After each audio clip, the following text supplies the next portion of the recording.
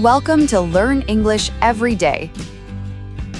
Has your manager ever said, "Can I give you some feedback?" and your stomach just dropped before they even finished the sentence? Oh, that sentence alone can ruin your whole afternoon. It really can.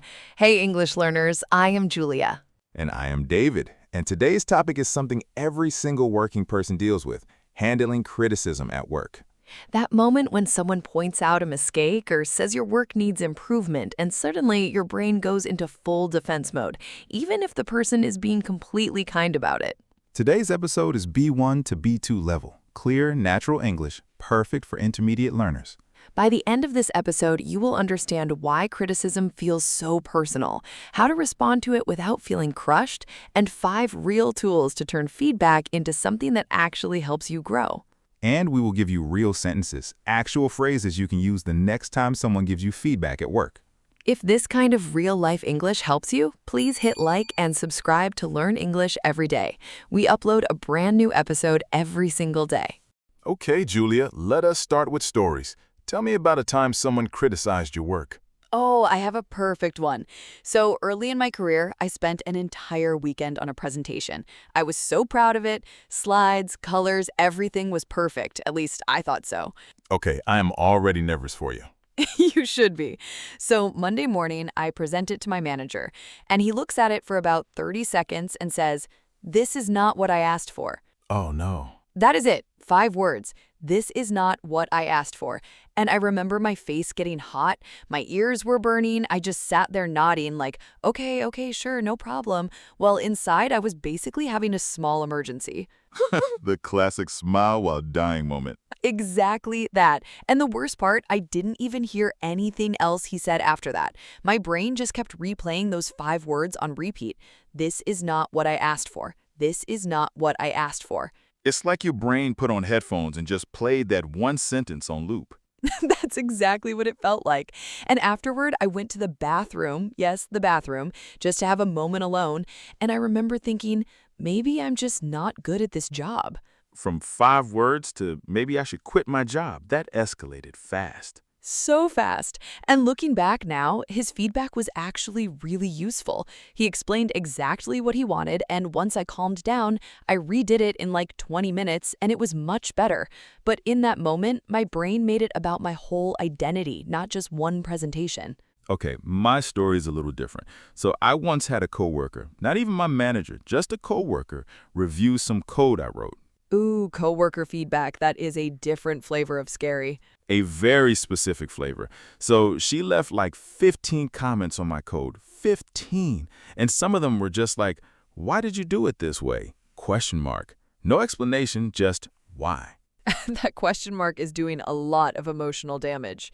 So much damage. And I remember sitting there thinking, is she saying I'm bad at my job? Does everyone think this? Has she been talking about my code to other people? From one comment to the whole office is talking about you behind your back. Exactly. My brain went from 0 to 100 in about 4 seconds. And here's the thing. When I actually read her comments properly later, after I calmed down, most of them were genuinely helpful. A couple of them even made my code faster. So in both our stories, the actual feedback was useful, but our first reaction was almost the opposite of useful. Right. And I think that gap between what someone actually says and what we hear in our head, that gap is basically today's whole topic. Okay, so let us understand why this happens. Why does criticism feel so personal, even when it is about one small thing? So there's a concept here that explains a lot. Our brains are wired to treat social threats like criticism, rejection, embarrassment, almost the same way they treat physical danger. Like literally the same alarm system? Basically, yes. The same part of your brain that will react to, say, a loud, unexpected noise also reacts to someone saying, "This needs work." Your body does not really know the difference between "that is dangerous" and "that is embarrassing." So when my manager said those 5 words, my body sort of reacted like danger, danger, even though nothing dangerous was actually happening. Exactly. Your heart rate goes up a little, your face gets warm, your thinking gets narrow. And in that narrow state, it's really hard to actually listen to what is being said. You're too busy reacting to actually receive the information. That explains so much, because when he said those 5 words, I literally could not process anything that came after. My listening just turned off. It's like when a smoke alarm goes off in your kitchen because you burnt toast. The alarm doesn't know it's just toast. It just screams, "Fire, fire, fire," at full volume. And meanwhile, you're just standing there with slightly burnt toast, completely overwhelmed by this enormous alarm. Exactly. So today's tools are basically about how do we turn down the volume on that alarm long enough to actually hear the feedback. Tool number 1, separate the message from the moment.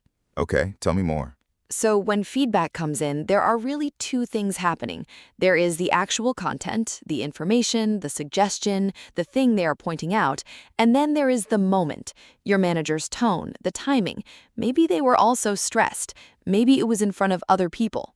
And we tend to mix those two things together.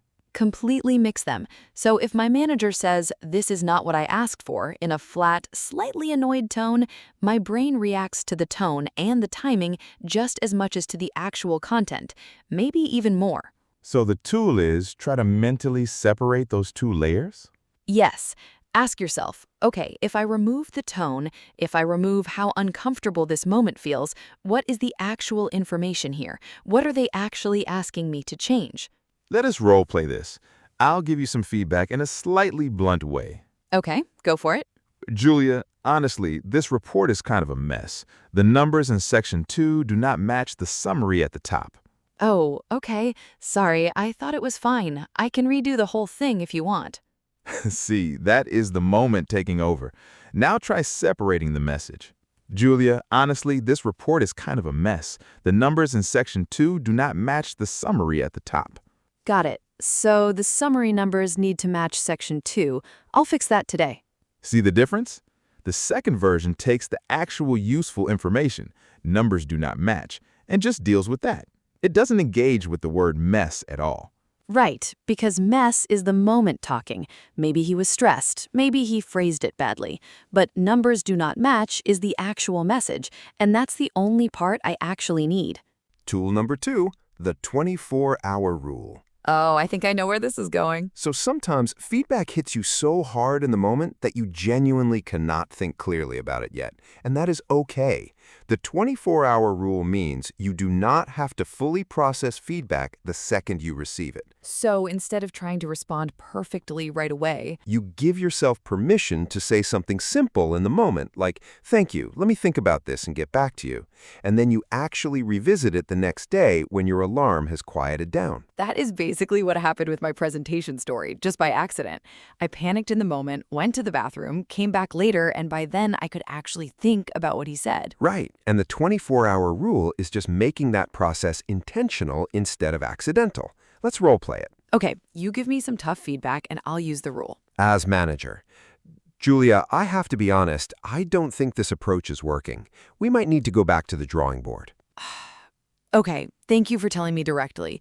Can I take some time to think this through and come back to you tomorrow with some options? Perfect. See, that response does 3 things. It acknowledges the feedback, it doesn't argue or collapse, and it buys you time to actually think with a calm brain instead of a panicked one. And the next day, when you're not in that alarm state anymore, the same feedback feels so much smaller than it did in the moment. It's like in the moment, the feedback feels like the entire ocean.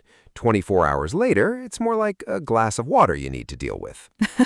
From ocean to glass of water. I love that. Tool number 3, ask one clarifying question. This one is so simple but so powerful. Right? Because a lot of criticism feels overwhelming because it feels vague. This needs work. This is not quite right. Something feels off. These are not very specific. And when feedback is vague, our brain tends to fill in the gaps with the worst possible interpretation.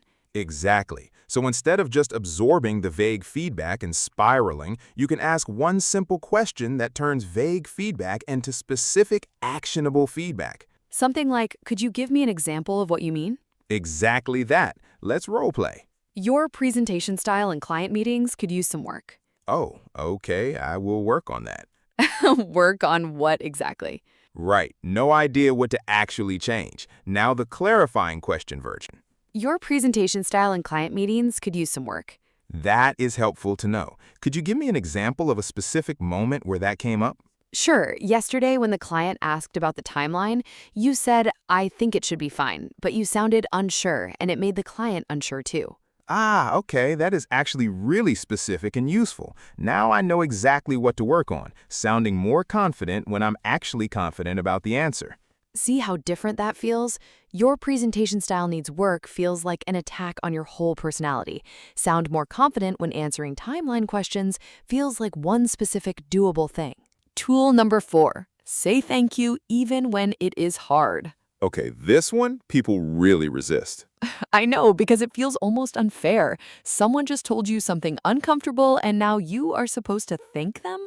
But here's why it works. Saying thank you for telling me does a few things. First, it signals to the other person that you're not going to be defensive, which actually makes people more comfortable giving you honest feedback in the future. And honest feedback is actually valuable. The alternative is people stop telling you things and you just never improve. And you also never know what people are actually thinking. Exactly. Second, saying thank you also does something for you internally. It's a small action that shifts your brain out of defend myself mode into I am someone who can handle this mode. It's like the words themselves help train your reaction even before your feelings catch up. Right. Let's role play this one. Hey, I noticed in the meeting you talked over a couple of people a few times. Just wanted to mention it. Oh, did I? I did not mean to. I was just excited about the topic. Already explaining, already a little defensive. Right. Now the thank you version. Hey, I noticed in the meeting you talked over a couple of people a few times. Just wanted to mention it. Thanks for telling me. I genuinely did not realize that. I'll be more aware of it next time. That response is so calm. And notice it doesn't mean you're agreeing that you're a terrible person. It just means you're acknowledging the information without a fight. And honestly, after a sentence like that, most people just feel relieved and the conversation moves on naturally. There's no tension left to deal with. And tool number 5, separate what I did from who I am. Okay, I think this might be the most important one of the whole episode.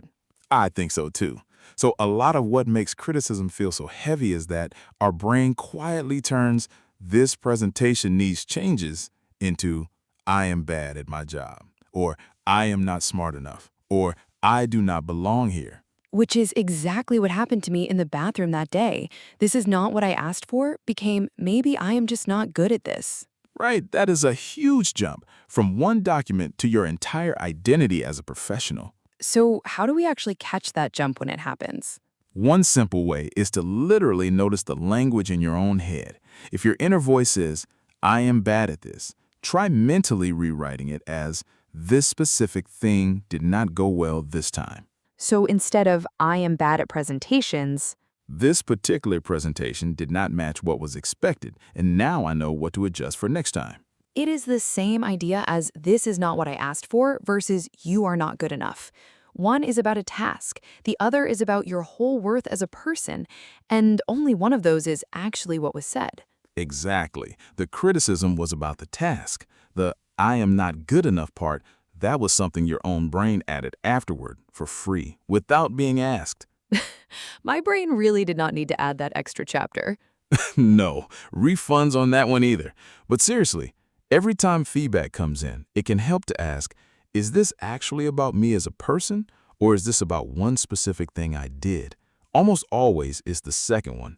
And when you can hold on to that difference, feedback stops feeling like an attack on who you are and starts feeling like information about one task, which you are completely capable of adjusting. All right, before we close today's episode, let us slow down and go through 5 vocabulary words you heard us use naturally today. Pick one and use it in a sentence in the comments below. We read every single comment. Word 1, defensive. Say it slowly. Defensive. It means reacting to criticism by protecting yourself, explaining or arguing back, instead of calmly listening. Example 1, when his manager mentioned the mistake, he immediately became defensive and started explaining why it was not his fault. Example 2, try not to sound defensive when someone gives you feedback, even if it feels uncomfortable. Word 2, vague. Vague. It means not clear or specific. Example 1, the feedback was so vague that she did not know what exactly to change. Example 2. Instead of giving a vague comment, the manager gave a specific example of what needed improvement. Word 3. Acknowledge. Acknowledge. It means to show that you have noticed or understood something, often by saying so directly. Example 1. She acknowledged the feedback calmly before explaining her plan to fix it. Example 2. It is important to acknowledge criticism, even if you do not fully agree with it yet. Word 4. Spiral. Spiral. It means when one thought leads to another and another, getting more negative or extreme each time. Example 1. One small comment sent him into a spiral of doubt about his entire career. Example 2. Try to notice when your thoughts start to spiral after receiving feedback. Word 5. Constructive. Constructive. It means helpful and aimed at improvement rather than just negative or critical. Example 1. Her manager gave constructive feedback that helped her understand exactly what to change. Example 2. Even tough feedback can be constructive if you focus on the useful part. 5 words: defensive, vague, acknowledge, spiral, and constructive. Do not try to memorize all 5 right now. Just pick one that felt new and listen back to hear it used naturally in conversation. All right, here is your challenge for today. The next time someone gives you feedback, at work, at school, anywhere, try just one of today's tools. Maybe it is asking one clarifying question. Maybe it is simply saying, "Thank you for telling me," before anything else. And come back to the comments and tell us, what is the hardest part of receiving criticism for you? Is it the moment itself or the thoughts that come afterward? Quick recap. Tool 1, separate the message from the moment. Tool 2, the 24-hour rule. You do not have to process everything instantly. Tool 3, ask one clarifying question to turn vague feedback into something specific. Tool 4, say thank you, even when it's hard. And Tool 5, separate what you did from who you are. Criticism will always feel a little uncomfortable. That's just how brains work. But it doesn't have to feel like an attack. With the right tools, it can just become information. Information that helps you grow in your job and in your English. Your English is under construction. Your confidence is under construction. And that's a beautiful thing. Keep going. Hit subscribe. New episode every single day. Share this with someone who's nervous about feedback at work. It might really help them. This was Learn English Every Day. I'm David. And I'm Julia. Your progress does not end here. Click the next video and keep going. We'll see you tomorrow.